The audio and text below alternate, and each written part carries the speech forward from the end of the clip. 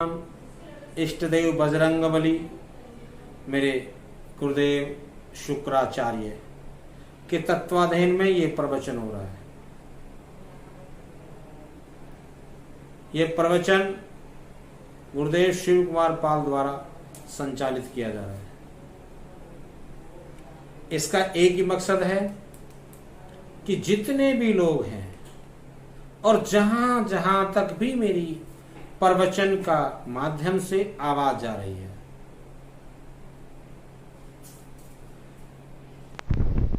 इस वीडियो के माध्यम से जो प्रवचन कहा जा रहा है, इस प्रवचन को अपने दिल और दिमाग में स्थिर रख करके एक जगह बैठ करके बखूबी एकाग्रता लेकर के सुने। ये जो प्रवचन हो रहा है, ये आपके सामाजिक में जो आज की कुरीतियां फैली हुई हैं, माँ बाप के प्रति, बेटे के प्रति, जितना भी यंग ब्लड है, वो सब को एक संदेश देने के लिए एक माध्यम बनाया है। माध्यम क्या है? आज की जरूरत, आज की कोशिश। आज जो बुराइयों के पात्र बने हुए हैं, पढ़ लिख करके हम आगे तो बढ़ रहे हैं, संस्कारों को पीछे छोड़ रहे हैं। चाहे वो संस्कार सामाजिक स्तर के हों, चाहे वो संस्कार सामाजिक शादी के हों, चाहे वो संस्कार हमारे रिश्तेदारों के हों, चाहे भारतीय संस्कृति में जो भी संस्कार हो रहे हैं, उनको छोड़ते हुए लोग कामयाबी की तरफ तो चले गए, परंतु उनको इतना छोड़ दिया कि वो बुराई के पात्र बनते जा रहे हैं। उसी को लेकर के आज ये प्रवचन का रूप रखा है। इस प्रवचन में जो सामाजिक बातें हैं, माँ बाप के फर्ज और कर्ज की बात थी, वो बाप का फर्ज, मैं इसी को लेकर के एक कहानी का आपको बताने जा रहा हूं। कहानी के माध्यम से आपको सचेत कर रहा हूं। एक ईमानदार अध्यापक थे, उनको एक बेटा था और 3 बेटियां थी। बेटे को बीटेक करा दिया, सॉफ्टवेयर में इंजीनियर बनाया। तीनों बेटों की शादी कर दी। बेटियां थी, तीनों बेटियों की शादी कर दी, बस एक बेटा रह गया। बेटा छोटा था, सॉफ्टवेयर इंजीनियर बन गया। अध्यापक जो थे, मास्टर जी थे, बड़े सीधे साधे ईमानदार थे। ट्यूशन का पैसा नहीं लेते थे, सबकी सेवा भाव में रहते थे, सबको एक दृष्टि से देखते थे। उनका एक ही मत था कि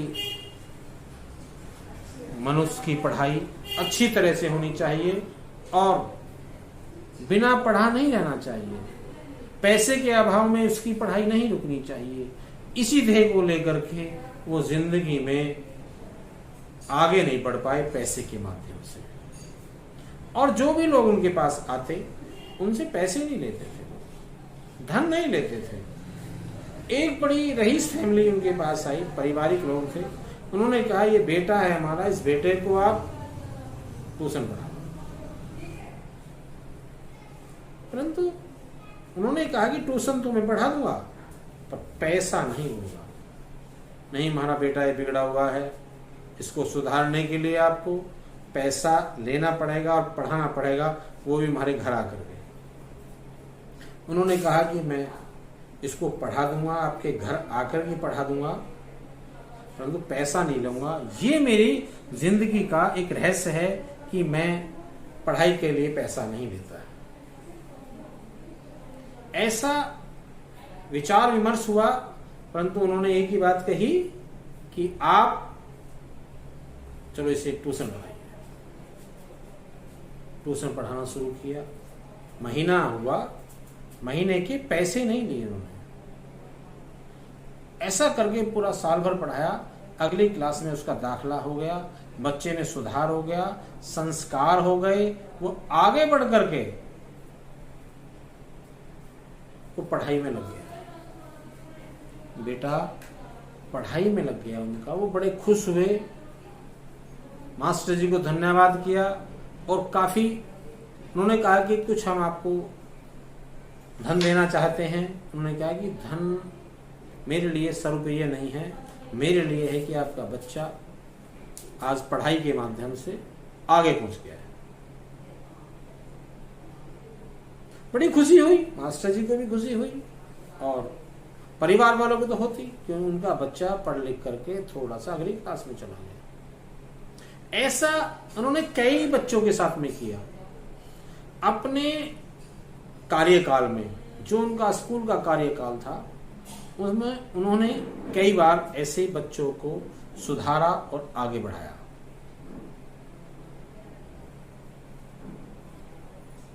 ऐसा उनका सेवा भाव हर आदमी के साथ रहता था, परंतु किराए के मकान में रहते थे। बड़ा दुख होता था। रिटायर्ड हो गए,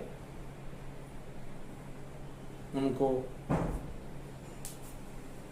पेंशन में थोड़ी पेंशन मिलती थी, उसमें गुजारा भत्ता होता था। उनको पैसा देने में असमर्थ होते थे।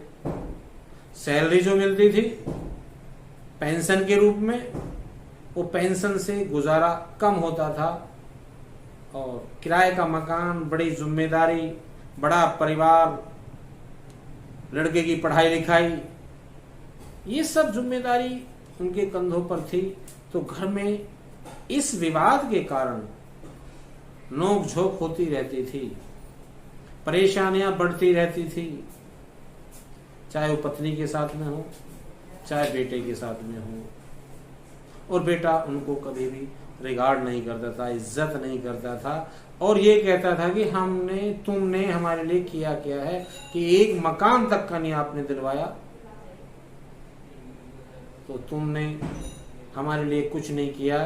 इसीलिए बेटा और बाप का नोक झोंक होता रहता था और उसकी माँ बहुत परेशान होती थी, क्योंकि मास्टर जी अध्यापक थे। उनका एक सेवा भाव का मत था, वो शांत स्वभाव के थे, लड़ाई झगड़ा भी कम करते थे, परंतु वो कभी कभी इतने परेशान हो जाते थे कि बेटा कुछ अशब्द बोल देता था। हाल ही का बेटा सॉफ्टवेयर कंपनी में इंजीनियर था, आना जाना ऑफिस का लेट सवेर था, शिफ्टों में ड्यूटी हुआ करती थी। एक दिन का समय था, सुबह सुबह जो बापू और बेटे में जो अध्यापक थे, मास्टर जी थे, उनमें नोकझोंक, कड़ी नोकझोंक हो गई और कह दिया कि भी तू अपने अलग रहे, हम अलग रहते हैं। परंतु सुबह जब बेटा गया अपनी ऑफिस के लिए तो खाना लेकर नहीं गया। वो बड़ा परेशान हुए, मम्मी पापा, मास्टर जी और उनकी घरवाली बहुत परेशान हुए कि बेटा आज भूखा चला गया है। तो मास्टर जी ने कहा कि चलो भूखा चला गया है कि 2 बजे उसका लंच वगैरह बना करके तैयार करके एक साइकिल निकाली, साइकिल निकाल करके लंच साइकिल पे रखा और 6 किलोमीटर अपने बेटे को खाना देने के लिए कड़ी धूप में दोपहर के समय लंच के वक्त चले गए। जैसे ही कंपनी के गेट पर पहुंचे, वहां उन्होंने कहा कि फलाना नाम का एक ये इंजीनियर है, उसका खाना मैं लेके आया हूं, आप जो है उसका खाना उसके वहां तक पहुंचा दीजिए। गार्ड ने कहा कि अभी वो सब लोग मैनेजर के साथ में मीटिंग हो रहा है, उस मीटिंग में व्यस्त हैं, किसी को जाने की अनुमति नहीं है और इस अनुमति को लेने के लिए मैनेजर से ही अनुमति लेनी पड़ती है और वो मीटिंग में बिजी हैं तो मैं नहीं जा सकता, कृपया आप इस गेट से दूर खड़े हो जाइए। वहां खड़े होने की भी जगह नहीं थी, वो कहीं धूप में जाकर के खड़े हो गए, बड़े परेशान थे। कड़ी धूप थी, बुढ़ापे का शरीर था, आधा घंटा खड़े हो गए। आधे घंटे बाद मीटिंग का समापन हुआ। उनका बेटा और कुछ अधिकारीगण, जो मैनेजर था उसका, वो गेट के बाहर आए। उनके बेटे ने देखा कि पिताजी खाना लेके आए हैं, उन पर बड़ा गुस्सा हुआ, नाराज हुआ, आप क्यों आए हैं? परंतु जैसे ही वो अपने फादर के पिताजी के पास गया, उन्होंने खाने का डब्बा उसके हाथ में पकड़ाया तो उन्होंने कहा कि आपको आने की क्या जरूरत थी? जो मैनेजर थे वो बाहर निकल के आया, गेट पे ही थे। उन्होंने देखा कि अध्यापक जी, मास्टर जी खड़े हुए हैं। वो मास्टर जी के पास आया, आकर के उन्हें पैर छुए, पैर छू करके सम्मानित रूप से उन्हें गेट के पास तक लाया और गार्ड से कहा कि आपने इन्हें अंदर जाने क्यों नहीं दिया? गार्ड ने कहा कि मीटिंग चल रही थी, मुझे जो आदेश आपका था मैंने आदेश का पालन किया, मैं इनको अंदर नहीं भेज सका। उन्होंने कहा कि भाई ये मेरे गुरुदेव हैं, ये मेरे टीचर हैं, ये मेरे अध्यापक हैं, पूजनीय हैं, इनके साथ ऐसा नहीं होना चाहिए था।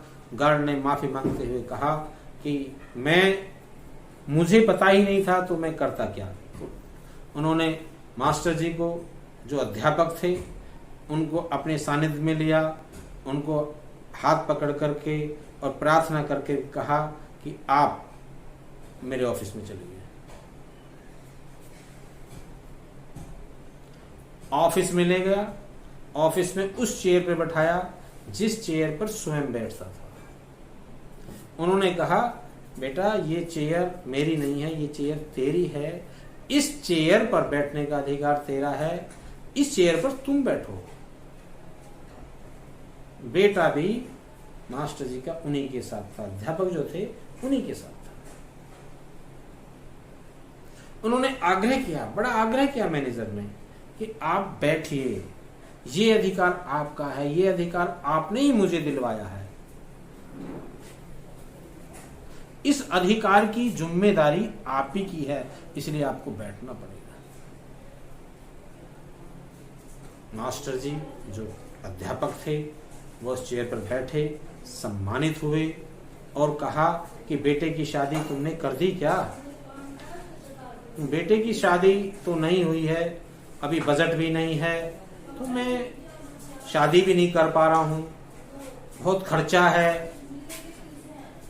मैनेजर ने कहा कि आप चिंता ना करें, मैं इस शादी का इंतजाम अभी करा देता हूं। कहीं हॉल वॉल तो बुक नहीं किया? तो मैरिज होम बुक नहीं किया है, चलो मैं मैरिज होम बुक करा देता हूं। उन्होंने फोन करके बोला अपने मित्र को, मैनेजर ने, कि मास्टर जी आए हैं, मास्टर जी के लिए ये मैरिज होम बुक कर दीजिए और विद प्लेट यानी कि विद खाना। उन्हीं के सामने फोन किया, उन्होंने रिसीव करके कहा, जिसको फोन किया था मैरिज होम वाले को, उसको मास्टर जी की सारी बात बताई और कहा कि बुक हो गया है फ्री ऑफ कॉस्ट। ऐसा कह करके मास्टर जी को कहा और उस लड़के को बताया कि मास्टर जी वो चीज है, वो ऐसे अध्यापक हैं, इन्होंने मुझे पढ़ाया है, मेरे घर जाते थे पढ़ाने के लिए, ये बात मैनेजर बता रहा है। इन्होंने मुझसे कोई फीस नहीं ली, इन्होंने मुझसे कोई किसी प्रकार का उपहार नहीं लिया और मुझे डेली यथा समय पर टाइम से टाइम मुझे पढ़ाने आते थे और एक साल पढ़ाने के बाद में इन्होंने मुझसे कोई पैसा भी नहीं लिया, उसका कर्ज मैं आज तक नहीं उतार पाया। और उसके बेटे को बता रहे थे। बेटा चुपचाप खड़ा हुआ था, सहमा सहमा था और कह रहा था, कुछ कह भी नहीं पा रहा था, मैनेजर ही कह रहा था इस बात को। मास्टर जी ने कहा, ये तो मेरा सौभाग्य है, ये तो मेरा कर्तव्य था कि मैंने तुम्हें पढ़ाया। और तो मैनेजर ने ये बोला उसके बेटे से कि ये वो शख्स हैं, इन्होंने पूरी जिंदगी में गलत काम नहीं किया, ईमानदारी से रहे,